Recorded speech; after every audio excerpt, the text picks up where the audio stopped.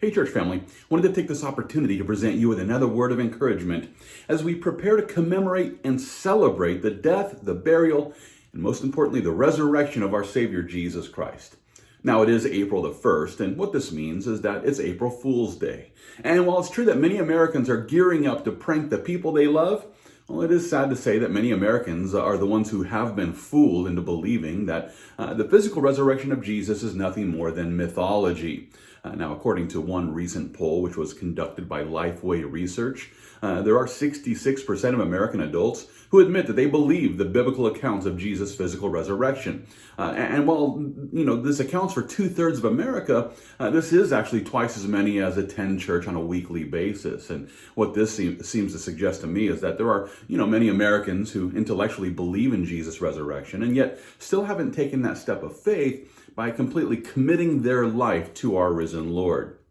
But what's even worse is that this same poll has also revealed that 20% of America denies the physical resurrection of Jesus Christ, and 14% of us admitted that they aren't really sure about it. In other words, upwards of 1/3 of America has either been duped into denying the resurrection of Jesus Christ, or they've never been presented with the evidence that shows the historicity of our Savior's resurrection. I remember when I was personally challenged to consider the historical evidence for the resurrection of our Savior Jesus. It was back in 1995 when a friend of mine challenged me to examine the evidence that had been compiled by a man named Josh McDowell. He gave me a copy of McDowell's book, which was titled Evidence That Demands a Verdict. And what I discovered as I examined this work, I discovered that Josh McDowell was an agnostic who set out to disprove the resurrection of Jesus Christ. And while he was at college, McDowell decided to prepare a paper which would examine the historical evidence for the Christian faith. And while it's true that his goal was to disprove the Christian faith with historical data, it's also true that McDowell was converted to Christianity after discovering a massive amount of evidence which supports our belief in the resurrection of Jesus Christ. And what I discovered throughout my research, it was that there was a long list of skeptics who converted to the Christian faith after trying to disprove the Bible. For example, there was the English poet Gilbert West, who set out to debunk the Bible's account of Christ's resurrection. And in the midst of his research, he was converted to the Christian faith. And West goes on to publish his conclusions in the book, Observations on the History and Evidences of the Resurrection of Jesus Christ. There was also a journalist and novelist named Albert Henry Ross, who actually he became a lawyer, and after becoming a lawyer, he decided to disprove the resurrection of Jesus Christ with his new lawyer skills. And instead of disproving Christianity, he was actually converted to the Christian faith, which is when he then wrote a book in defense of the resurrection, which is titled Who Moved the Stone, which he actually wrote under the name Frank Morrison. Then there's one of my favorites, Simon Greenleaf, who was the Royal Professor of Law at Harvard University. Greenleaf, who's one of the most celebrated legal minds in American history, he was determined to expose the myth of the resurrection of Jesus Christ. But after a thorough examination of the evidence, he concluded that Jesus did in fact rise from the dead, and it was 1846 when he published an examination of the testimony of the four evangelists by the rules of evidence administered in the courts of justice.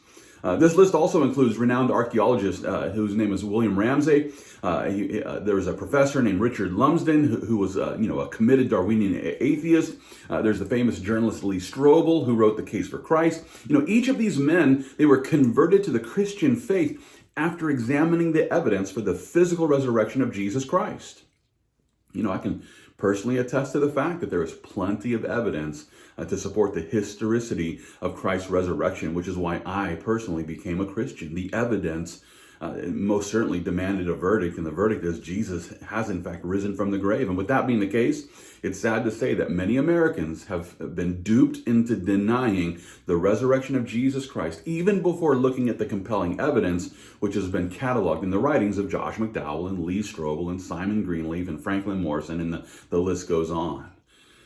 With all this being the case, I would take this opportunity here on this April Fool's Day to present a question to you. And the question is this: have you been fooled? Have you been fooled? Has the devil fooled you into rejecting the resurrection of Jesus Christ?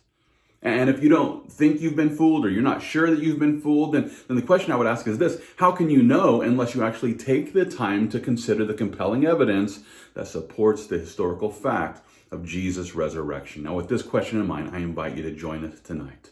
Join us tonight for our next episode of Studio 118. We're going to examine the evidence for the resurrection of Jesus Christ right here on our Calvary South Austin YouTube channel.